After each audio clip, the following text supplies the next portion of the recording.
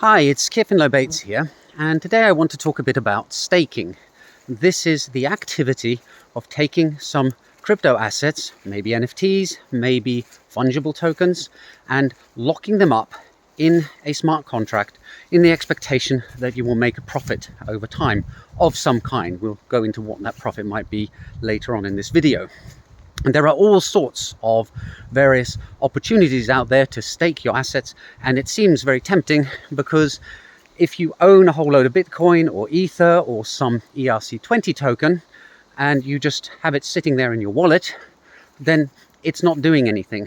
And given that we now live in a very capitalist society, people who have capital want that capital to work for them so that they can get some kind of income without themselves having to make any effort. And there are a lot of staking opportunities out there that I think are valid, but there are even more that I think are nothing more than a marketing scheme in order to drum up business for a new protocol or a new NFT project or something like that. And that's something that I do not approve of so much. So let's look at some of the valid forms of staking. You can look at decentralized exchanges, for example.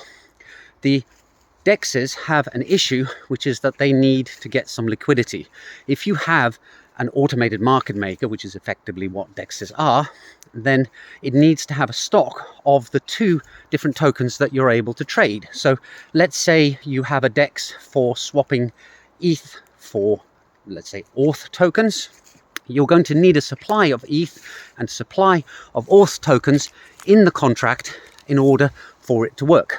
Otherwise, you're like a stock market maker who has none of the stock that they're trying to make a market in, and they're not even able to cover this lack of stock through short selling.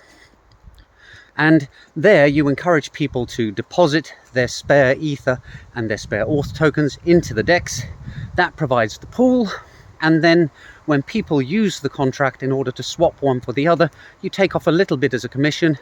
Some of that commission goes to the people who launched the DEX in the first place, and the rest of it goes to the liquidity providers. And that way, the investors in the contract can make a profit, hopefully, if everything goes well, on their staking.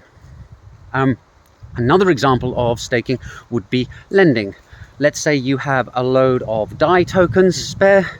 You can put them in a lending protocol like Aave, and that provides Aave with the assets they need in order to lend them out to other people, charge interest, and that interest that is charged can then be split between Aave and the people who provided the assets for lending in the first place. Again, staking in order to make a profit. The problem I have with a lot of the staking contracts out there is that they're used in order to fuel speculation. Because if people are sitting on tokens and they can sell them at any time, then you have a certain supply available for people to buy. And it is basic economics that if the supply outstrips the demand, then the value of the thing being supplied will drop. And similarly, if the supply does not match the demand, if there's more demand than supply, then the price will go up. And these ICO type projects out there that issue a token want that token to go up in value, because that's how the people running the project can make massive fortunes. And therefore, staking is rolled out as a trick in order to artificially decrease the supply.